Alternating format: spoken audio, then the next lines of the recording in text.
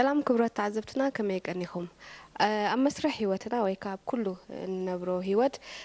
بستفلالي مرجعاتن وسانيتاتن استمع لمخان فلطينا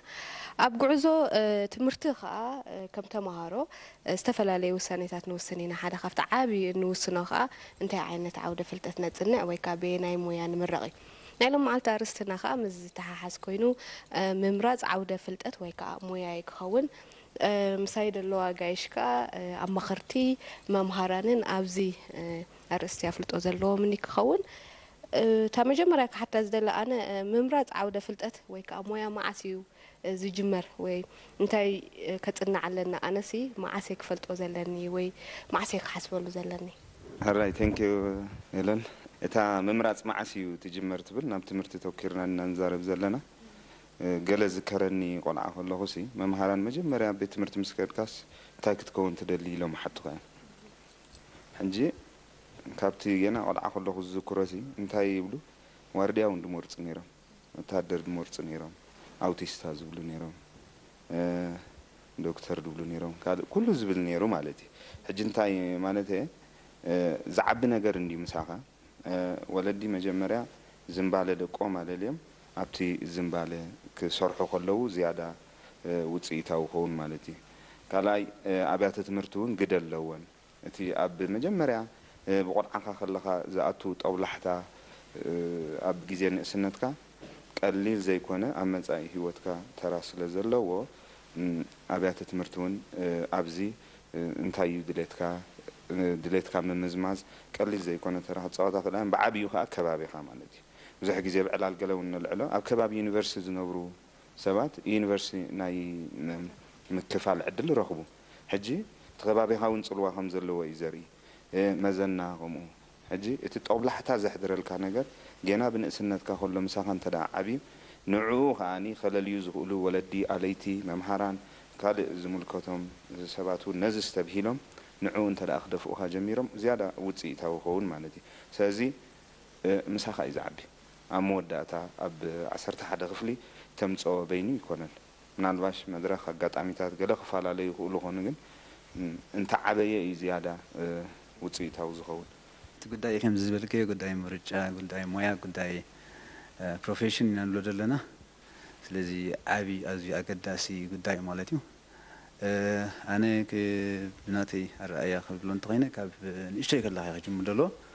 ንእሽተይ ክብል ከለኹ ኢነሰንስ ዋላ ካብ ኪንደርጋርተን ወላ መዋዕለ ህፃናት ኣብ ገለ እንታይ ተዓዚበ መዋዕለ ህፃናት ምስ ወሰዶም ተምሃሮ እንታይ ገብርዎም ብዙሕ ነገራት ፋሕ ይብሉ እቲ ኮምፓውንድ ናይ መዋዕለ ህፃናት እሞ ፓዝል ደሎ ፓዝል ኣሎ ናይ ፈለኛ እሞ ናይ ካልእ ምግጥጣም ናይ ገለ ብዙሕ ኣሎ ሕጂ እንታይ እዮም ዝገብሩ ነቶም ተምሃሮ ነቶም ኣሾ ህፃናት ፈኒዮም ገድፎም ማለት እዩ ሽዑ እንታይ ገብሮም ይዕዘብዎም ኣበየነይቲ ቦታ ወይ ኣበየናይ ዝኾነ ፀግዒ ኩርናዕ ውዒሉ እቲ ቆልዓ ታሊ ማርክ እናገበሩ ንወርሒ ወይ ንክልተ ወርሒ ወይ ንሰለስተ ወርሒ ይዕዘብዎ ኣኪቦም ሽዑ ኣበይ ዝበዝሕ ግዜ ዘሕልፍ ተሎ እናበሉ እውን ከምዚ ዓይነት ሜላ ገይሮም እውን ነቲ ናቱ ዝምባለ ከለልይዎ ይኽእሉ እዮም ስለዚ ብሓፈሻ እንታይ እዩ ንእሽተይ ከለኻ ሕጂ ብመንፅር ዝኽብሎ ፀናሕኩ መን እዩ ዘዕዘበካ እንድሕር ኢልና ስድራ ቤትካ ወይ መማህራንካ ወይ ከዓ ከባቢኻ ማለት እዩ ካብኡ ጀሚርካ ቀስ እናበልካ ናብ ፕራይመሪ ወዲኻ መባእታ ወዲኻስ ናብ ካልኣይ ናብ ጁኒየር ምስ ሰገርካ ቁርብተይ ይምዕብል ማለት እዩ ድሕሪኡ ናብታ ጃንክሽን ንብላ ኣብታ ሻዓይ ክፍሊ ዲኻ ወላ ታሻዓይ ወዲኻ ናብ 10 ክትሓልፍ ከለኻ በዘናይ ሃገርና እንድሕር ወሲድናዮ ተቐንዲ ኣብ ኣያ ትመፅእ ማለት እዩ ኣብ ስትሪንግ ክትምቀል ከለኻ ኣብ ኣርትን ኣብ ሳይንስን ማለት እዩ ክትመርፅ ከለኻ ሻዓያ ተቐንዲ ምርጫ ትኸውን ደላ ማለት እዩ ሕጂ እቲ ምርጫ ሲ ካብኡ ኢሉ ጅምር እየ ድብላነ ብሓፈሻ ብዛዕባ ምርጫ ክንዛረብ ተኾይና ኩሉ ሰብ ትፈልጦ እዩ እንታይ ድብላ ዘራርብ ኣለዎ ኣብ ሂወትካስ ክልተ ዓበይቲ ምርጫታት ኣለዋ ሓደ ናይ ሞያ ወይ ከዓ ናትካ መንበሪ ዝኾነካ መምራፂ ካልኣይ ከዓ ናይ መፃምዲ መምራፂ ዝበሃል ሞያ ክንብል ከለና ባእኻ ትነብር ዘለኻ ማለት እዩ ሳያታ መብልዒትካ ሓንሳብ ተስሒትካ ያሲ ኣብ ብዙሕ መሰናኽላት ክትኣቱ ትኽእል ኢኻ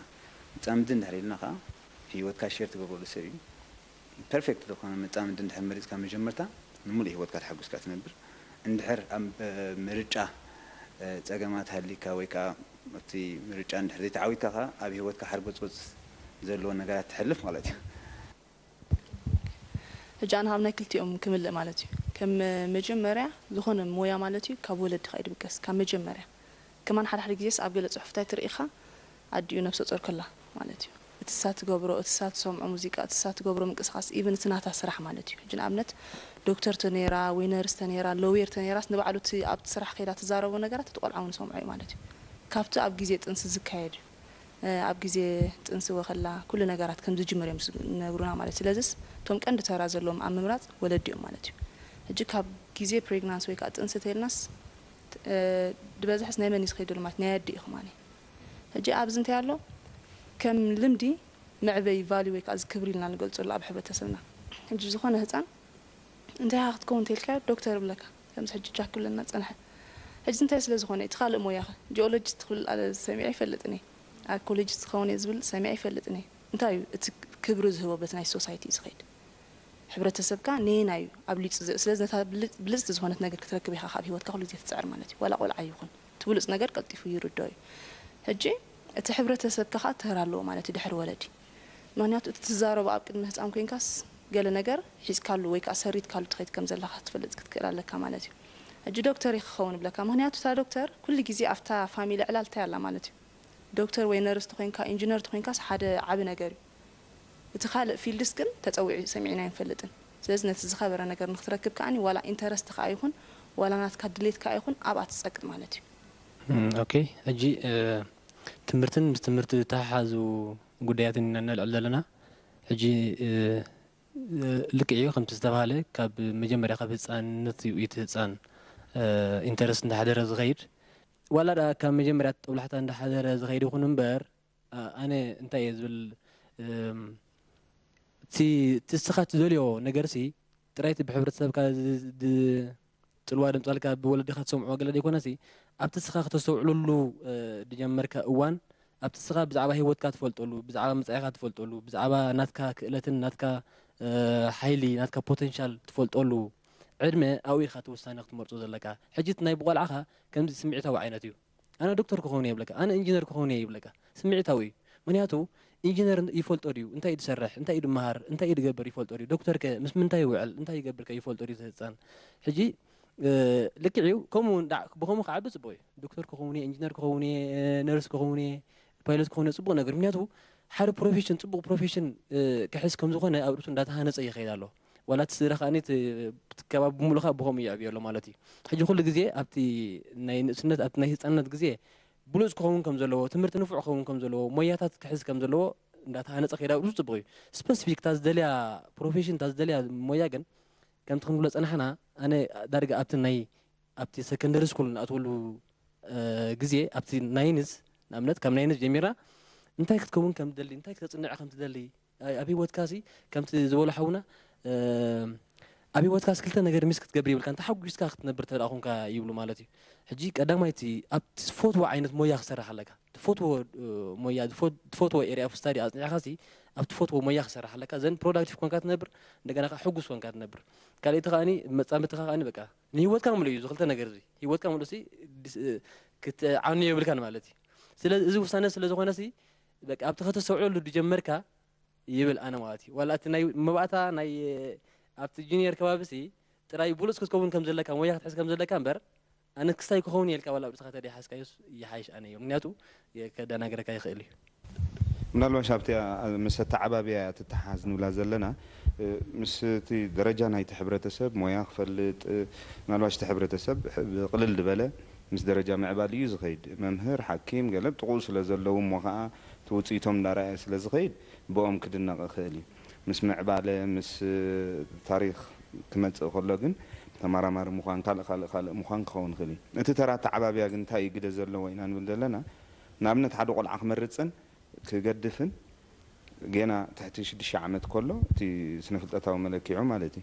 نابنا تكلت ينزل ترى مس كم زي أجرنا خنر إياه خلنا تي عز بزحت كت مسلوت خيله حجتي أعوز الله تحس تناي مفل لايك لتون مستعد ميوز خيد حجي عبزي انت إذا جبر زي أتحشكها الكخطر لاقي سوق الله هنقلعه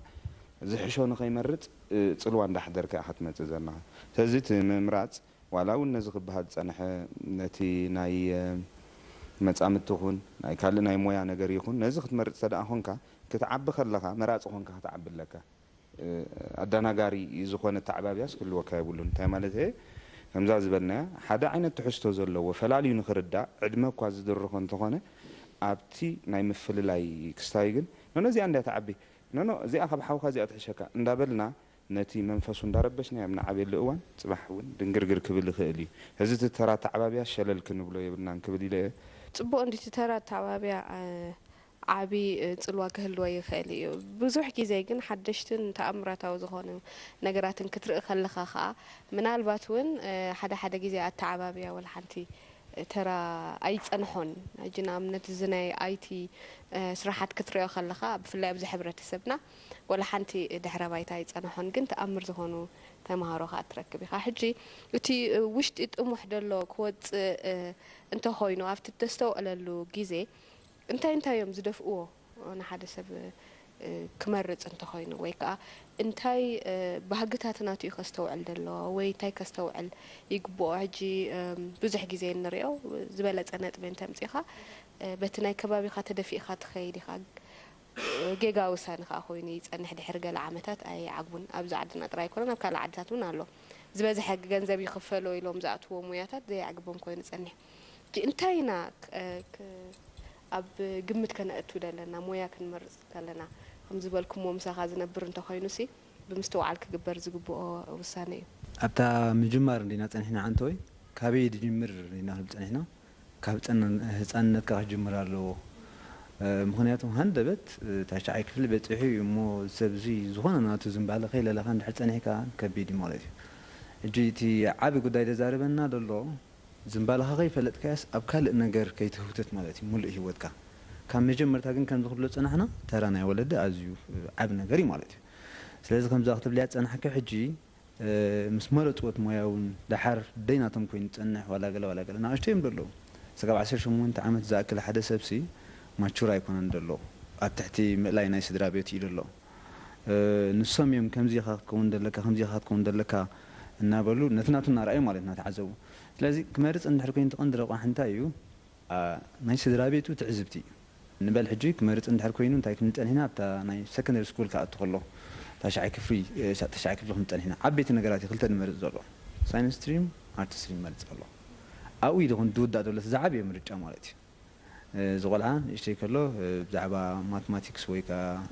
ካልእ ፊዚክስ ዝኣመሰለ ገለ ዝኣመሰለ እንድሕር ኣዝዩ ዝምባለ ወይ ከዓ ኣብቲ ዓውዲ ጽቡቕ ዘድምዕ እንተደኣ ኮይኑ ናቲ ሳይንስ ስትሪም ኢልና ንብሎ ናብኡ ገጾም ክሕግዝዎ ይኽእሉ እዮም ከማኽሮ ዋላ ንሱ እውን ንሱ ይደድመዓሉ ማለት እዩ ብተዘዋዋሪ መንገዲ እንታይ ንብላ ኣለና ኣብቲ ተድመዓሉ ስራሕ ኢኻ ዝኸይድ ማለት እዩ ዋላ ንሱ እዚ የደድመዓሉ ኢሉ ኣይፍለጥ ስድርኡ ግን ክፈልጥዎ ይኽእሉ እዮም ማለት ኣብዚ ዘድምዕ ኢሎም ብኡ መጠን ከዓ ምኽሪ ክህብዎ ይኽእሉ እዮም ማለት እዩ ካብኣ ምስ መረፀ ኣብዘን ክልተ ዓበይቲ ምስ መረፀ ግን ነቲ ሳብጀክትስ በብሓደ እዩ ትሪኦ ደሎ ንኣብነት 10 ግሬድ እንድሕር ኣትዩስ ብሙሉ እንተን ሳብጀክትስ ኣብኡ ደሎ ኬሚስትሪ ፊዚክስ ማትስ እንግሊሽ ዋላ ባዮሎጂ ይርኢ ኣሎ ሕጂ ኣብዚኣ ዓባይ ተራ ናይ ወለዲ ክትመፅያ ናይ ወለዲ ጣሕደ ይኮነኻ ናይ መምሃራን ማለት እዩ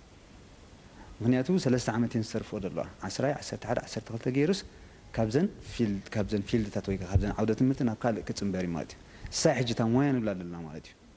ሕጂ ኣብ ባዮሎጂ ንፍዕ እንድሕር ኮይኑ እዚ ቆልዓ እዚ ተምሃራይ እዚ ኣዝዩ ንፍዕ እንተ ደኣ ኮይኑ ብባዮሎጂ ኣብ መወዳእታ ክኸውን ደለዎ ንፍዕ ጥራሕ ዘይኮነኻ ናይ ብሓቂ ደስ ኢልዎ ዝሰርሖ ወይ ከዓ ዝምሃሮ ዓይነት ትምህርቲ ማለት እዩ ሕጂ ናይ መምህርን ናይ ወለድን ኣብዛ ጃንክሽን እዚኣ ኣብዛ 10ይ ክፍሊ ምስ ሰገሩ እንዳደለና ኣዝያ ዓባይ ነገር እያ ማለት እዩ እንታይ ባህል ንኸይከውን ማለት እዩ ድሓር መፂና ንምለሳ ንኸውን ኢና ምናልባት ግን እንታይ እዩ ፊዚክስ እንታይ ባዮሎጂ እንታይ ገለበለ ነቲ ኣብ ኮሌጃት ትመሃሩ ማለት እዩ እሱ እንዲ እቲ ፕሮፌሽን ንብሎ ደለና ብዛዕባ ባዮሎጂ እንድሕር ኮንካስ ኣብ ተርሻሪ ኤጁኬሽን ወይ ከዓ ኣብ ዩኒቨርሲቲ ምስ በፃሕካስ እንታይ ኢኻ ትመሃር ዝብል ሲ ካብኡ ክጅምሩ ኣለዎ ድሓር እንታይ ይኸውን 12 ክፍሊ ወይ ከዓ ማትሪኩሌሽን ምስ ገበረ እንታይ ይኸውን ኣሎ ተዳሊሉ ይጸንሕ ኣሎ ሃንደበት እንታይ ከም ዝመርፅ ኣይጠፍኦን እዩ ፊዚክስ ድዩ ዋላ ባዮሎጂ ድዩ ዋላ ጂኦግራፊ ድዩ ዋላ ሂስትሪ እንድሕር ጸኒሑ እንታይ ከም ደጽንዕ ይፈልጥ ኣሎ ማለት እዩ እንድሕር ብኬሚስትሪ ንፉዕ ኮይኑ ጸኒሑ ኬሚካል ኢንጂነሪንግ ከጽንዕ ይኽእል ኮምፒተር ንፉዕ እንድሕር ኮይኑ ኮምፒተር ሳይንስ ወይ ኮምፒተር ኢንጂነሪንግ ከጽንዕ ይኽእል ፊዚክስ እንድሕር ኮይኑ ከምኡ ኣብቲ ሃርድ ሳይንስ ንብሎ ማለት እዩ ኣብቲ ኢንጂነሪንግ ከኣቱ ይኽእል ማለት እዩ ስለዚ ካብታ ዝመፅላ ደሎ ስትሪም ኣትሒዝካ እንታይ እዩ ፊዚክስ ለምታይ ትምሃረሉኻ ድሓርክ ኣብ መወዳእታ ብፊዚክስ እናነፋዓካ ወይ እናተምሃርካ ትኸይድካ ኣብ ዩኒቨርሲቲ ምስኣተኻ እንታይ ኢኻ ትገብር ብፊዚክስ ወዲእካ ሽዑ እዩ ክርድኦ ዘለዎ ይብላና ማለት እዩ እታ መጀመርያ ዝብልናያ እታ ተራ ወለዲ ኣላ ማለት እዩ ምክንያቱ እቲ ናትካ ተውህበኻ ክተለሊ ዝገብሩኻ ወለድኻ እዮም ሕጂ ንኣብነስ ካብቲ ግዜ ጥንሲ ዘሎ እዩ ዝጅምር ኢልና ሓደ ቆልዓ ናቱ ተውህብኡ ከለሊ ማለት ወይ ከዓ ሕጂ ዝኾነ ሰብ ሓደ ዓይነት ኮይና ኣይውለድን ነይሩ ሓደ ዓይነት ኮይና ክንውለድ ሞ ዝኩሉ ፊልድታት ንብሎ ዘለና ኣይመፀን ነይሩ ማለት ሓንቲ መድለየትና ኩሉ ሰብ ነናቱ ተውህቦ ኣለዎ ነናቱ ኢንተረስት ኣለዎ ማለት እዩ ሕጂ ከምኡ ስለ ዝኾነ ምናልባሽ እታ ናይ ኣዲኡ ተውህቦ ፈትዋ ክውን ትቆልዓ ዶክተር ምዃና ወይ ሎየር ምዃና እታ ናቱ ግን ኣላቱ በቃ ምስኣ ሒዝዋ ዝመፅእስ ኣላ ሕጂ ንዓ ከመይ ጌርካ ተውፅእ ግን እቲ ናይ ተራ ናይ ወላዲ ማለት እዩ እታ ሒዝዋ ዝመፀ ተውህቦስ ከመይ ጌራ ክትለለዋ ወለዲ ጥራሕም ከለልዋ ዝኽእሉ ሕጂ ካብቲ ንእሽቶይ ኪንደርጋርደን ከለኻ እዚ መዋዕለ ህፃናት ከለኻ ናብ ኤሌመንታሪ ገለ እዚ ብምሉእ ተራ ናይ ወለዲ እዩ ማለት እዩ ኣብ ምንታይ ካስኻ ትነጥፍ ኣብ ምንታይ ክስታይስ ክርእዩኻ እዮም ምስኦም ስለ ዝኣለኻ ማለት እዩ ኣብ ምንባብ ዲ ክእለትካ ኣብ ካልኩሌሽንስ ዲኻ ንፉዕ ኣብ ምንታይ ኣብ መፅሓፍ ዲኻ ኣብ ምንባብ ዲኻ እዚ ብምሉእ ኣብ ገዛ ስለ ዝግበር ዘሎ ኣክቲቪቲ ካብ መምሃር እንኳን ዝያዳ ወለዲ እዮም ዘለዉ ማለት እዩ ኣብዚ ዝፃወትዎ ተራስ ናይ ወለዲ እዩ ሕጂ ንኣብነት ከምዚ ዋላ ዶክተር ክትከውን ትኮንካ እኮ ቅድሚኡ ናይ ዶክተር ነገር ተውህቦ ክትህልወካ ኣለዋ ምፅኢልካስ ኣነ ሕጂ ንኣብነት እንታይ ክመርፅ ብለካ ሓደ ግዜ ሰባት እንታይ ተመረፅኩ ሕሸን ንብለካ እንታይ ሒዝዋ ዝመፀ ካብ ቅድም እያ ክትከውን ዘለዋ ሕጂ ስለ ፎር ዘምፀኻ ዶክተር ክትከውን ማለት ኣይኮነን ዶክተር ጥራሕ ዲ ዘሎ ፎር ስለ ዘምፀኻ ኢንጂነር እዚ ሕጂ ተዓንቶ ከም ትዝበልናዮ ማለት እዩ እቲ ክብሪ ዝበሃል ኣብቲ ሶሳይቲ እሳ ጥራሕ ክመርፅ ደሊ በቃ ትላዓል ነጥቢ ዶክተር ክኸውን ኣለኒ ኢልካ ትሓስብ ሕጂ ታሒዝካያ ዝመፀኻ ብንእሽተኻ ትምረፅ ኮይና ትስምዐና ኣብ ኮሌጅ ሕጂ እዚኣ ተራ ናይ ወለዲ እያ ማለት እዩ ሕጂ ኣብ ምምራፅ ከምዚ ክትብል የፅንሐ ከይለን ናትካ ተገዳስነት ኣሎ ሕጂ ወይ ከዓ እቲ ናትካ ኢንተረስት ክትፈልጥ ኣለካ መጀመርያ ማለት እዩ ኣነስ እንታይ እዩ ኢንተረስት ነይሩ ፎር ስለ ዘምፀኻ ጥራሕ ዶክተር ኣይኮንካን ክትኣቱ ሕጂ ንኣብነት ናይ ጂኦሎጂ ስታፍ ደስ ትብለካ ተነይሩ ቀደም ከምዚ ኣብ ገዛኻ ወይ ኣብቲ ካንሾለኻ እምንታት ትርኢ እሞ ትጥርንፍ ከምኡ ዓይነት ሰባት ኣለዋ ትፈልጦም ዋላ ብንእሽቱ እምኒ ገለ ይርኢ ወይ ሓመድ ገለ ምስኮምታት ዝውዕል ህፃን እንተኮይኑ ሲ ትናቱ ዝምባልኡ ክተለሉ ኢኻ ከም ወላዲ ማለት እዩ ንሱ እውን እሳ ሒዙ ክዓቢ ኣለዎ ማለት እዩ እሳ ሒዙ ምስ ዓበየ ሽዑ ኣብቲ ምስ ዓበኻ ኣብቲ ክትመርፅ ከለኻ ሕጂ ኣብ ጂኦሎጂ ክትብል ከለኻስ ኣብተን ዓይነታት ጂኦሎጂ ኢኻ ክትደናገር ዘይብልካ እምበር እታ ፊልድ ወይ ታ ሜጀር ተመሪፃ ማለት እዩ ካብ ብንእሽተኻ ሽዑ መፂኻ ይኮንካን ዶክተር ተኾንኩ ኢንጂነር ተኾንኩ ክትብል ቁርብ ተሰክፍ ማለት እዩ ምክንያቱ ምስኣትኻ እስኻ ኢኻ ትፈልጣ ኣብ ምምራፅ ከ ሓንቲ ክንርስዓ ወይ ክንዝንጋዓ ዘይብልና ኮይና ትስምዐና ኸኣኒ እቲ ኮንሰርን ብሎ እቲ ኣድቫይስ ዝበሃል ናይ ወለዲ ከምዚ እቲ ምክርታት ክጉሰ የብሉ እቲ ሜጀር ግን ንዓኻ እዩ ወለዲኻ ይኩን እንድሓር ድነብሮ እስኻ ኢኻ ክትነብሮ እስኻ ኢኻ ክትሰርሐሉ ከምዚ ሰባት ድበሎስ ደጣዕሰካ ነገር ተመሪፅካ እውን ብሰንኮም ኢልካስ ስለ ብሰንኮም ጥራሕ ዝበልካ እቲ ዓመታት ይምለሰልካ ማለት ኣይኮነን ዶክተር ኢለ መሪፀ ደይደልዩ ኮይነ 7 ዓመት ዝተምሃርኮ ብሰንኮም ኢለ ብሰንኮም ግን ዓመታ ይምለሰለይኒ ጀስት ኣባይ ክነብር ማለት እዩ እንዳተቐንዝኻ ኢኻ ክትነብራ ማለት እዩ ሕጂ ኩሉ ግዜስ እታ ሜጀር ክሳዕ ናትካ ዝኾነት መጀመርያ እቲ ናትካ ቀዳምነታትን እቲ ናትካ ዕላማታትን ሰት ክትገብር ኣለካ ማለት እዩ ከም መንእሰይ ኮይንካ ኣለኻ ማለት እዩ 18ስ እኹል ሰብ ኮይንካ ኣለኻ ማለት እዩ እታ ካልእቲ ድማ ኣብቲ ናትካ ክእለታት ሕጂ ንኣብነስ ኣብ ሃይ ስኩል ፈፂምካ ማት ቁፅሪ ዘይነበርካ ወላ ሓንቲ በቃ ፊዚክስ ዘይነበርካ መፅኢልካ ሕጂ ስለ 4 ዘምፀኻ ኣነብታ ሲቪል ኢንጂነሪንግ ወይ ክስታይ ኢንጂነሪንግ ኢኻ ኣትልካስ እንታይ ማለት እዩ ሕጂ እዚ አንሪያሊስቲክ ክኸውን ኣሎ ማለት እዩ ፈፂምካ ተድምዕሉ ዘይ ትመርፅ ኣለኻ ጀስት እንታይ ስለ ዘለካ ማለት እዩ ነጥብለን ጥራሕ ኢልካ ስለ ዝሓሰብካ ማለት እዩ 4 ምፅኢኻ እውን ጂኦሎጂ ክትምሃር ከም ትኽእል ኣይትሓስብን ዘለኻ ማለት እዩ ተቐንዲ ሕጂ ኣነ ዝብላ ኣብ ምምራፅሲ እቲ ነጥቢ ዘይኮነ ክደናገረና ዘሎ እቲ ናይ ውሽጥና ክንፈልጦ ክንክእል ኣለና 4 ምፅኢኻ ካልእ ሳብጀክቱን ከም ዝመሃር እቲ ናትካ ክተንብቦ ኣለካ እምበር ዳዝሚን ከምዚ ፎር ኣምፅኢኻ ማስት ኢንጂነር ክትከውን ኣለካ ዶክተር ክትከውን ኣለካ ኣይኮነን እቲ ናትካ ኤቢሊቲስ ክተፅንዕ ክትክእል ኣለካ ስለዚ እቲ ናይ ምምራፅ ጉዳይ ኣብታ ኢንተረስትን ኣብቲ ተገዳስነትካን ኣብቲ ናትካ ኣብ ክእለትን ድምርኮስ ኮይኑ እዩ ዝስምዐና እንታይ እየ ግን መጀመርያ እቲ ኣገባብ ኣመሃህራ ኣገዳሲ እዩ መጀመርያ ተመሃራይ ቤት ትምህርቲ ክኸይድ ከሎሲ እተን መባእታዊ ዝኾነ ናይ ትምህርቲ ቁፅሪ ይኹና ቋንቋ ይኹና እንግሊሽ ካልእ ኩሉ ነገር ስነ ፍልጠት መሰረት ናይቲ ላዕለዋይ ደረጃ እዩ ስለዚ መምሃራን ተምሳጥ ክሓድሮም ተመሃሮኦም ክሕድሩ ክኽእሉ ኣለዎም ቁፅሪ እንታይ ጥቕሚ ከም ዘለዎ ኣነ ብወገነይ ክሳብ 11 ክፍሊ ዝበፅሕ ብዙሕ ተረዲእኒ ኣበኹን እንታይ እዩ ቁፅሪ ምድማር ጥራይ እቲ ኣጨናቂ ቁፅርታት ገለ እሱ ጥራይ ድመስለካ ቁፅሪ ግን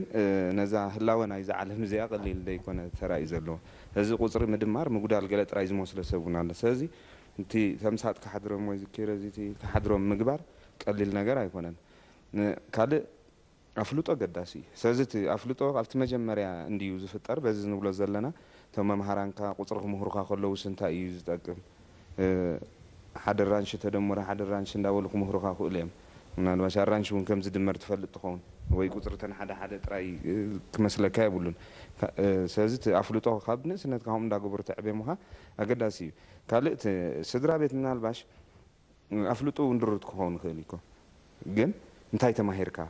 እንታይ ፈሊጥካ እንዳበለ እሞ ከምዚ ሓደ ተደመረ ሓደ እሞ ንህለትካ እዚኣ እሞ ንዛብ ዝገዛ ዘላ እዛ ብኬር ተደመሮ እዛ ማንካ ኢሉ እንድሕ ከረዳእካ ክኢሉ ተምሳጥካ ሓድረካ ከምኡ እንዳበለ እቲ ቋንቋ እውን ክትጥቀመሉ እቲ ስነ ፍልጠት እንታይ ማለት ምዃኑ ከምኡ እንዳበለ እንተደኣ ከይዱሲ ዓብዪ ነገር እዩ ካልእ ግዜ ዕዳጋ ኣብ ግምት ኣትውዮም ነዚ ክፀልውዎ ዝኽእሉ እዚ ግዜ ንሪኦ ዘለና ምናልባሽ ሕጂ ንሕና ብዛዕባ ቀዳማይ ዲግሪ ንዛረብ ንህሉ ንኸውን ድሕሪ 20 ድዩ ዋላ 30 ዓመታት ኣብዛ ዓለም ቀዳማይ ዲግሪ ከም ቀዳማይ ክፍሊ እውን ውሰድ ይኸውን ሕጂ ግዜ እውን ምስትበሃል ኣገዳሲ እዩ ማለት እዩ ዕዳጋ ንባዕሉ ንገዛእ ርእሱ ፀላዊ እዩ ማለት ኣብ ገለገለ ሞያታት ሕጂ ከምዚ ዝርከቦ እዚ ኣይርከቦን እንዳተባሃለ ክሳይ እንዳኾነ መፅኡ ስለዚ ክንዲ ንውሽጥኻ ምልላይ ንዕዳጋ ከተለለ ተደኣ ፈቲንካ ዕዳጋ ኩሉ ግዜ ተለዋዋጢ እዩ ስለዚ እቲ ውሽጥኻ ከየለለካ ዝፀንሕ ሞት ዕዳጋኻ ኣገድፈካ ስለዚ ክተርፍ ትኽእል ኢኻ ማለት እዩ ካልእ ፅልዋ ዘሕድሩ ዓርኪ መሓዝ ኣለዉ እስኻ ኢኻ ደኣ እምበር ዓርክኻ ክትከውን ኣይትኽእልን ኢኻ ንስኽ ንማሓዛኻ ክትኮኒ ትኽእል ትኽእለን ይኹን ኣብነት ንብላና ስለዚ ንነብስኻ ተለልየሉ ኣጋጣሚታት ምፍጣር ቀሊል ኣይኮነን ካልእ እዚ ማዕከና ዜና እውን ቀሊል ዘይኮነ ተራ ኣለዎን ምናልባሽ ኣብ ገለ እዋን ንገለ ፍልይ ዝበሉ ክእለታት ብዙሕ ከበሮ ተሃሪሙሎም ክኸውን ይኽእል እዩ ስለዚ ነቲ መንእሰይ ወይ ነቲ ህፃን መደናገሪ ክኸውን ይኽእል እዩ ምናልባሽ ኣብ ሕክምና ፀቂጥና እንድሒ ተሰሪሑ ኮይኑ ካልእ ከምዚ ቁም ነገር ትብሎ ነበረ ብዛዕባ ጂኦሎጂ ብዛዕባ ሓሳኻ ዝመራመሩ ብዛዕባ ገለ እዚታት ምናልባሽ ደይፀቐጥናሎም እንተደኣ ኮይና ከነደናግሮም እውን ንኽእል ኢና ማለት ስለዚ ዘይረብሕ ምህሮ የለን ምናልባሽ ዘይረብሕ ኣስተብህሎ ክህሉ ክእል ክኸውን ወይ ጉድለት ኣረዳድኣ ዝጎደሎ ምስትበሃል ክህሉ ክእል እምበር ነዛ ናይዛ ዓለም ህላወ ትምህርቲ ቀሊል ዘይኮነ ተራእዩ ገይሩ ማለት እዩ ስለዚ እቲ ኣስተብህሎና ክዓቢ ተደኣ ኮይኑ ናይ ኩሉ ነገሪ ማለት እዩ ስለዚ ዝምባልኻ ምፍላጥ ከዓኒ ገለገለ እንታይ ይመስሎ ንስድሩ ኢሉ ዝመሃር ዘሎ እዩ ዝመስሎ ሕጂ ንነብስኻ ኢኻ ቅድም ትመሃር ንነብስኻ ከይኮንካ ነቲ ስድራ ነቲ ካልእ ክትከውን ኣይትኽእልና ሕጂ ገለገለ ስድራ ቤታት ኣነ ኣፍልጦ መውፅእ ተሃኑ ገብሮ እዩ ንውላዱ ኣነ ከምዚ ኣይተምሃርኩን ኣብቲ ዝሰርሓሉ ክፍሊ ገለ ዓቕሚ ጎዲልዎ ወይ ዕድል ሲኢኑ ከጓንፎ ዝፀንሐ ኣነ ብእዝነይ ዝሰማዕኮ ከምኡ ሎ ገለ ኣብ ሕክምና ዝሰርሑ ሲ ኣብቲ ዝተሓተ ደረጃ ሰርሑ ሞ እቶም ላዕለወት ዝገብርዎ ዝነበሩ እሩም ይኹን ዘይእሩም ጠባያት ርኢ ሲ ንዕኡ መባደሊ ክኾኖ ዝፅዕር ንወደይ ኣብዚኣ ዝእትዎ ዝብል ሰብ ኣሎ ሕጂ ነቲ ውላድካ እውን መባደሊ ናይቲ ንዓኻ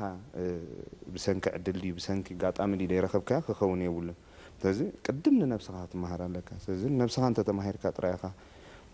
ንኻልእ ሰብ ክትከውን ትኽእል ማለት እዩ ስለዚ እዚኣቶም ከ ኣገዳሲ ኮይኖም ይስምዑኒ ማለት እዩ ፅብቕቲ ነገር ሲ እንታይ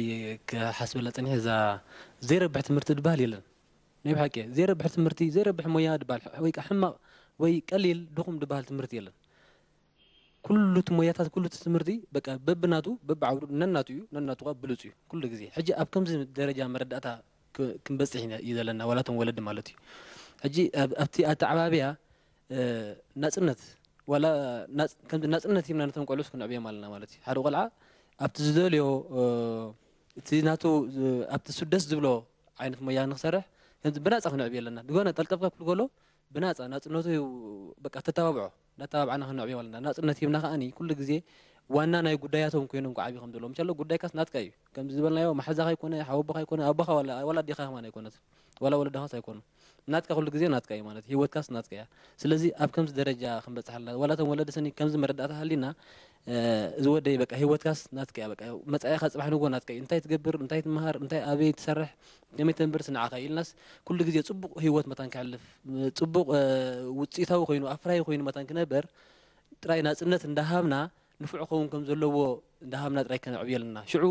كم زبلنا أبت درجة مستوى على متوسعها كل جزء أنت مياونا يمخان بلوسنا يمخان نفعنا يمخان أورسون داسرت أنت عابيو أبت درجة خسوا على الجمرة تالك عنعوت دس ولا يفلتاي يرداكاي خمس خمسة على الجمرة كلها خاسي كم زبلنا هاي سكول تأتو كلها ساينس ده تأتو أرت تبهر كلها حجي أول تاي زبرت أو ساينس نانوفعات أرت نحمقات قال ماله حجي كوم تدي كنا كوم زلناتني ولا تمام هران ولا تم ولدي ساينس تاي أرت انتايو انتايم دوز نوع أب أرت انتاي في اللي تمدلو أب ساينس انتاي مدلو دن بناس النت سخاء انتاي هاخد قبل ذلك نينا هاخد ذلك أنا استريك مالنا ناس النت هيمنا نفعات كونو خم دلوم تراي كنوري مالنا خم دولنا خاني ولا تمام هران ديم قال بلسي قالتهم areas of studies كحبورو خمان صبغي نعملت أرت أتي خاص كم خمسة خاصة إن ساينس أتي خاص زين يزلو إلك تلك حابريتها ترايته وإنفورميشن تو دن شعو بعلو انتاي يدلي أبتا زليا كوسنا لو مالتي أبتا دليو تخاصها موتيفيت كتقولوا لك أنا بزح كم زي دبلنا يو تي فاميلي تحبرت سب في الأوتو عاوم درو تقاون خليه أنا بزح جزء حدا نجار بولس كون يسمعك أزي بلس أب كم استأتوا لك أي بلك اسمه تغلق تفعله نعخا دس بلك إز خمزي دكتور مالت كمزي إنجنير مالت كمزي نرس مالت كمزي تراي كتلو لك مالتي ولا تدس نوع ولا تقلب ولا تحبر مالتي الناس سخلوا ولا تراي سخا كي جاجة قال ملك كم خمسة خد قبل لك راح أخذ لك أمبر أبكم زوتو زيد بلس ولا ممهرا يرى كوي إذا في اللي زبير لا يزي نمت أبستاتو قال ملك حجي درجة نقحتنا غابو يلعكن نقحت الأخوين الناس ني كم تازبلنا يا حماق دبها تمرتي حماق دبها المويا يلن أباخن بس عن كلامنا مالتي بس إحنا كانت تناس أنتم هيمنا بتناس أنتم كمرسو أنت لا قريبنا يوم كل جزء عوتاتكم تخونوا أي ترى مالتي اوكي نشيك من لا بقى كم زاخذ لا تصن هندي بزح نغرات يخاطر مالتي تحتهم دها مالت كلاتنا مهارم كينا اينا بسفرالي بوتاتات سلمتاي ساينس سلمتاي ارتيل كتحتهم يخا بابا سلازولتني ماما سلازولتني ما بزحت غزي مالتي في اللعب عندنا انت يالو قن ساينس ستريم تغين كاسي تزحش ستريم غير كاير مالتي لمتاي متي يخرد اني كيلني مالتي كن كم زي زبلكايو زغون عينت فيلد نحنا نمهرو دلنا عودة تمرتي بمصنعتي متي سئيل كايكون المتي زادلي نعو زادلي سرح نعو زادلي قاب سلادلي ناي كله سرح تواهيدي خا نهجرهن عالمهن قالهن نفسهن زخيدة كمالتي حجنتا يالو مرج أنا يتوم مال زنباليم دي أخاطريم دلك كامبر أبيم زاد معلي أخاطر دلك كامبر سخا سيني سخاتاتو سخا أرت أخاتاتو لك تقطنا يا ولد بزح جزي تعذيب يعني خم مركين كريه خلهم مالتي عندنا أب عشر تخطف بمتعو أمريكا ناي كولجات ويكاب ناي كال نقرات هلا مالتي أب كولجات دلو تمهارو ما بزحتهم ولدي أنت إذا تنا ودهان تلكايو أي نقركاني أي فلتوني ما ينفعي دلو عند غيح دلو ويماريني دلو ويكا حمل مالي دلو ويقلي لك أمبر أي نقركاني بلك أنت إذا هون دلو زحجي أقدم مثل ريفل تدلو نتنقر مالتي أي حجوزنا بتمرجع نتي ولاد مالتيو ولادو ستاي مرت دلو بخال نقرات وبهندبت عرقتي مرت أمو يقلي لي مرت ولا مالتي أفلتت أني هو متزغون جن كاتاش عيك لي أتحجون كم دلو درنا أبزي خاطأتو ونياتو أبزي عين التمرت أنت أتيخا كمزن يدلو إم كله مالتيو كال زعبي طب لحتى دحدر لك أنا ممري كلاتنا مال سيزو خنا خصاي كلنا خيري تفتو ممر جلس كذكروا تغليهم نتممر بتعمد فتوى أنتو خين كان أنت سبجكتهم كنت فتوى تغليها أبصال سايكل دس بلك ممر أزي دس بلك ويرى عين حمشين كان كلتين عام تتمير كاسنا في التسوي أزي غت فتوى سنة في التد وي جغراف تمير كاب تعمد فتوى نتممر أما هو دس لزبلك ناتكا إنترس نابتا سبجكت كان تاي خون الله بتعم هاي خون الله لعلي دحر نابلك وغير كاتخيد مالتي حجي انتينا نلنا بتي بحتر زبالة نايمو مهران أزيو كاب ناي ولدين اللعلي تلواد اللو نايمو مهراني مالتي تمامر زغوني يم كون زديو تمامر زغبر بتخلاص تمامر مسعبي انتي بحال تغبرو ام كو خون زدلي مبزحتهم تمهر ناش تخلو مالتي مسعبي هو كم مزازون انديم انت ابن ساعه انت نشي قلعه انت لاتنا قداني كلنا تمهرت كلايا كم تخلط انا حنس مسعبي خصتا كنت تدلي يلنا يا مبزحتو دكتور قال وي بايلوت وي قال لك ممهر الى تناسا ممهر قال لنا هناتس بزح سب ممهر دبل سدار قايل يلن سلمتاي دا ممهر قطقط امتم تمهارو حجي سانتا تريد الله ممهر كاين كاس نتم تمهارو خاص تحكمهم استزاربه تقطقطو سايدو خنا قال حجي خمسه عينت نغرات هلا مالك حجي تقول عن إشتري كلوسي تعال عندي دلو نحن ننصحفوا لدلنا بفلاي مالتي حجي ولدي كندو زاكل نقحات اللهم قال لي عيني بالنينا ما مير تغوينا جن تماري غزمته يوتيوب غير دفلتيو أزيو كتعرض لهم ويكا كانكو حمز قبوس ما مهري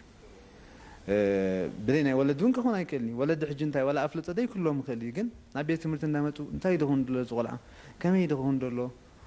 ولا بقول كم دمهرهم الله ما مهران برايفت كوتيرم دمهرهم ولا كذا انتي مهرهم كنا يفوتني ما بزحتهم مالتي كل سبا يكون جن زبزحهم مالتي تحرتا يخونو تم مهارو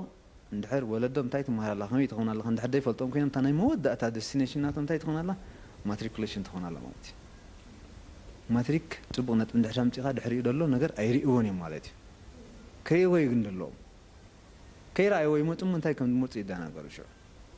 حتى عسى تخلط في المتاع انتي كم يموتوا انفش يخونوا مالتي شو انتي يخونوا نابكال يأتون نابكال تاي بحال ولا ماتريك تمرت كلا حاجة إنكلينيشن قال بحال الله فيزيكس تبغى من دحرام تيخا أبايولوجي تبغى من دحرام تيخا أبقلة تبغى من دحرام تيخا بتز مرت كاي عودي نعملت بيولوجي إنجليش تبغى تغني كان بحكمنا تغير نعمل تغير نعوقي فلت وتر أمود أنا ده يتحاوس على ماتي كابتا خليتي كابتا زبلني أنا أرت إن ساينس ستريمسي تخليتي زعابي جانكشن تخون دلتا لو ما علت غندي مساربيت نخينا دلنا تاي تخون الله تناي بروفيشنال كان يسرح مالتي أبينا عودة تأتي مالتي سلزي ناي ممارنن ناي ولد ترح ده يكون تبغى نقول أب عدنا أنت قالوا نحبرت سبع الله زغن سبي زي ما خرج كم قدن دخل كم زناي كذا عدت يكونن تحاوسها ولا أبقى زخا نفع ويك أمهور أكل الحديل ودحت النغا ودحوا بخا قال له نعوس كنزغ العسكر أزرار بنتاي كم دخون قال بزحنا قالاتي دلله أنت تستدل أنت يا مقدس أبو الله كويكا ومهار زي تعرفوس كقدس ولا قد قال لك أنا عو دولانا أبزي أصلا إيش تنتاي كمل مدة خسي أبزي كزارب عن ساينس أرتن أجلس دخان سبسي ساينس تيلكاس نيرو ساينس أرتن كتمرت أم كلها كل سب نابي خير ناب ساينس حال عليك جيس بعلاها كمان ناب أرت كتجبرهم كم زلك أيز الرأي كم هناك شعور تزاربوا مخ أكيد كاي قال أورنت تجبر كلهاس وا توم زا كلتين ساينس أرتنس تنادات إذا زخرة عينت أيقونان ولا في لايف كمان تنادات إلي كين حرايد حن كلهم ساينس مرات إليهم حدا مالتي كلهم دكتور تقينكم سي حق زي بالنا حنكون مالتي تلو يا ربي إخوان تبوليتيشانس كان زبون لو كان أبا أرتي إزركب حجة حال هريجي أكلتي إنتين كم زلك تفلت تزبلت أنا كريم مالتي إذا قد ترى أنا كل سب مالتي ترى ما مركون خل ولد خون خل بحفل شو خاني تحبره تسب مالتي حجة زين كلتين تنادات إلى كلانين جن كم تعنتو يزبلكوس إت كبري بقى تحبره تسب كخبر زهوي حجة أفت كبر مهاب كعني ناي بيتسبي ويكان تي حبره تسب ناي مالتي حجة تحبره تسب مجمر يخ عرج الله هماني كوين تسمعك أفت أزرار بها ما ولا أبجزها حجة بجزها خنجمر مالتي من ياتسي تاب جزود سمعك إلى حري شعو أمم رأسك شجر متزلة ساينس أرتن تنادات إلى كم زي كلام كلتي تمرت كها أكلتي تقندي أد مع النت كاي مالتي أبتها اللي خابتي بولس كوين كان يموت عين التقول خلوا كات رح يزلوا مالتي ساينس كون ولا أرت كون من يات خمس زبل ناس كلتي أنت تنادات إلى نايكلاني مالتي دكتورات راح ساينتست راح كم بروناي كلنيم بوليتيشانس ويك اللويرز راح كم بروناي كلنيم كلتين خدالون معره مالتي كم حنت نركب لما سأب ممرات كم زي كستيد بهالو your major is not your destiny بهالو كل جزيت major تمرته ناتكات صحفت يكونه جن أمنت أنا سايكولوجي مريض قال له ناتي ديجري مالتي أفتح أنا خمرت الله كله أوكي سايكولوجي راح تمرت نيرة مالتي نقابلنا تا أنا كم أخ خونا لنا الحسيبة نيرة مالتي بدحر يختكيت كلها كم زخن دلوقتي أنا حنا مسكيزين ناتقى يروز مزويك حدش دلوقتي في اللي تهلو بقى بمسرحها حليف النتبلو نجار جنيه ملكان منيات سنات كا توه خا صنيع خاز لها حلفت كان كسريح خلقها بدحر إيش عنا تخال إزمة تدل في اللتات كم ماستر سيلان قلت مالتي في اللي غير كا تصنع تخيلها مالتي تدستني هاوي كا صحفت يكون حدا أبحنت في اللي أتي خاملت نزل عالم بقى لايف تايم نات كاتمر حلو مالت كم زي يكونها كم فلت كن كلالنا مالتي نجم راجل تازلت قاعد مفتاح نات كاته بخخت مهارات سبقتها مس بيزنس دو تي نايجنزب نجار قال خدمة تينا شو مالتي أي نايجنزب منياتوس كل جزيس ميجر كاس مس لايف كاي كم عنتو يزبولو مالتي جنزب دم تسألك عينت في الاختريقها مستمنا وبرخا مستزلخا environment كل نجار كمتي مزخاني بماسترز تخاب بخال عينت في التكيخها مستزلو تكنولوجي مستزلو جزها كتكتل كم تخيل سنتي حنقولك كتأمنهم زلك تذكرن ويكا دردان واتي نالماش إنت كله نقول زلنا عود سبنا مخانندي عود باقات أمي متسني ውፅኢት ናይ ፃዕሪ ማለት እዩ ስለዚ መጀመርያ ዋላ እቲ ተምሳጥ ክሓድሮም ንብል ነርና ምናልባሽ መምህር ከም ቀጥቃጥ ኣእምሮኻ ተሎ ቁርብ ሃስያ ክህልወይ ማለት እዩ ሕጂ እንታይ ማለት እዩ ታሪክ እንታይ ያገድስ ታሪክ ንፅንፅዋይ ጥራይ ይጠቅም እንድሕ ትብል ኮንካ እውን ኣይ ክትዕወተሉን ኢኻ ማለት እዩ ምክንያቱ ክንደይ መዓልቲ ኢኻ ፅንፅዋይ ክትነግር እሞ ሕጂ ታሪክ ግን ወዲ ሰብሲ እምኒ ብሊሑ ጥቀም ነይሩ ኢሉ ታሪክ እዩ ዝነግረና ዳሕራይ ካራ ቀይርዎ ተዳኢልና ካብ ታሪክ ኢና ተወኪስና ካብኡ ክንመራመር ማለት እዩ እምኒ ይበልሕ እዩ ካራ ኸውን እዩ ዳሕራይ እንዳበለ ክኸይድ እዩ ሕጂ እቲ ተምሳጥ ምሕዳር ቀሊል ነገር ኣይኮነን ማለት እዩ ሕጂ ሂወትና ንኣጋጣሚታት ክንገድፋ የብልናን ወይ ንዕድል ክንገድፋ የብልናን ዕድልና ሲ ውፅኢት ናይቲ ንፅዕሮ ወይ ንኸዶ ጉዕዞ እዩ ማለት እዩ ስለዚ ገለገለ ንወላድየይ ክብል ንሰብ ክብል ንዓርከይ ክብል ንክስቶ ክመስል ተባሂሉ ዝውሰኑ ውሳኔታት እቲ ኣብ ውሽጥኻ ዘሎ ዝሓቀካ ነገር ከየስተባሃልካ ትኸይድ እሞኒ ዳሕራይ ውፅኢትካ ዕውት ኣይከውንን ስለዚ መወከሲኻ ከዓኒ ስንፍ ድበሉ ሰባት ክኾኑ የብሎምን ምክንያቱ መምህር ንገዛእ ርእሱ ሲ መምህር ማለት እኮ ካልእ ቋንቋ ንግደፎ እሞኒ ነብይ ማለት እኳ ምንጩ መምህር እዩ ነዚ ኩሉ ዓውድታት ዘሎ ማለት እዩ ስለዚ ምናልባሽ እቲ በቲ ብምርጩ ዘይተሓጎሰ መምህር በቲ ብተግባራቱ ዘይተሓጎሰ መምህር ብኡ እንድሕ ንውከስ ኣለና ኮይና ደስ ዝብሉካ መምሃራን ካለው ኩሉ ግዜ ካብ ኣካዳድንኦም ኣትሒዞም ኣዘራርብኦም በቃ ብኣእምሮኻ ተሰሪቶም ዝነብሩ ሕጂ ኩሎም መምሃራና ኮይኑ ዝክሮም ኒና ንዝክሮም መምሃራና እቶም ኣብ ንእስነትና ከለው ኣነ ከምዚኣ ጌራ ኢድያ ትሒዛ ሽመይ ደፀሓፈት ንመምህር ዝክራ ስለዚ ብእንግሊሽ ክፅሕፋ ከለኹ ሽመይ ስርያትኒ ልክዕ ከምታ ሳ ፀሓፈታ ፅሕፋ ሕጂ ያዕቆብ ክፅሕፍ ከለኹ ኣነ ስየ ፅሕፍ መምህር ቢዘን ትበሃል ሕጂ ብሂወት የላ ተርእየኒ ነራ ከምዚ ጌራ ሲ ከም ፀሓፍ ሳነ ኩሉ ግዜ ዝክራ ኢድና ትሒዛ ክፍኖ ከምዘይብሉ ገለ ተምህረና ዝነበረት ሕጂ እንታይ ማለት እየ መወከሲተይ ምናልባሽ መምህር ቢዘን ትከውን ትኽእልና ፅብቕቲ መምህር እያ ኩሉ ነገራ ፅብቕቲ ምናልባሽ እታ በትሪ ሒዛ ተኣቱ መምህር ግን ኣይክዝክራን እየ ድሕናይ በትሪ ኮይና በትሪ ኣይ ስለዚ ሕጂ እንታይ ማለት እየ መወከሲታትና እቶም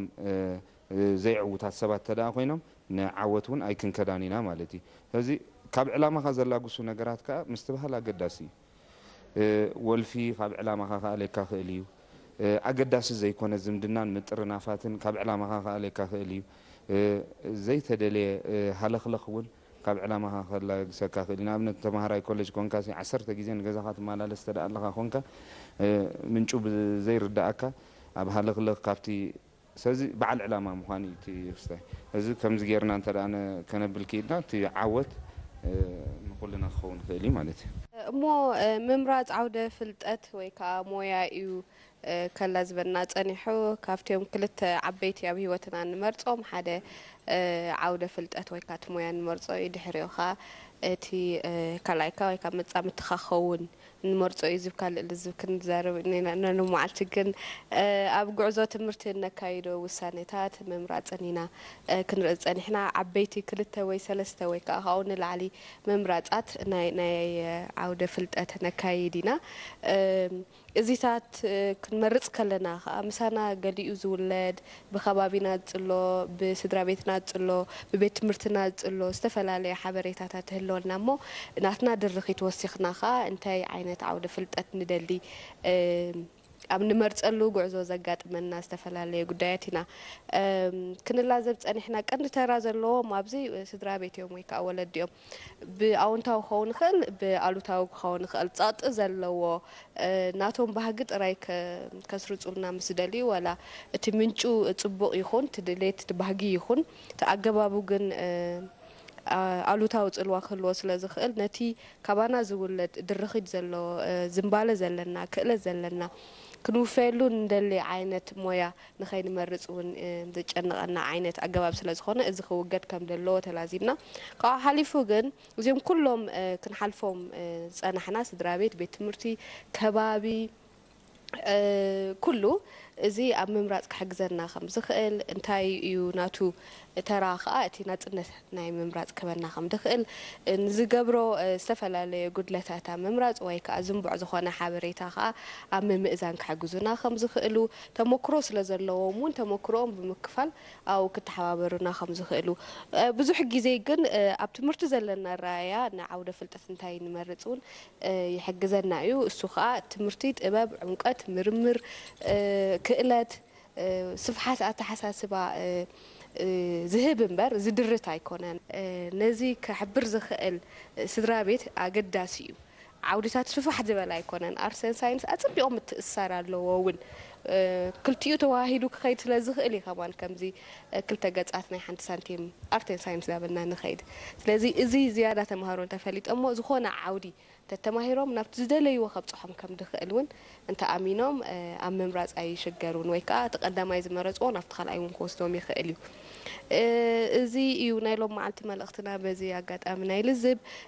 ግዜኹም ወፊኹም ሳይ ስለ ዝተረኸብኩም ብጣዕሚ የመስግን ልዝብና በዚ ዓፂና ኣለና ይቐኒልና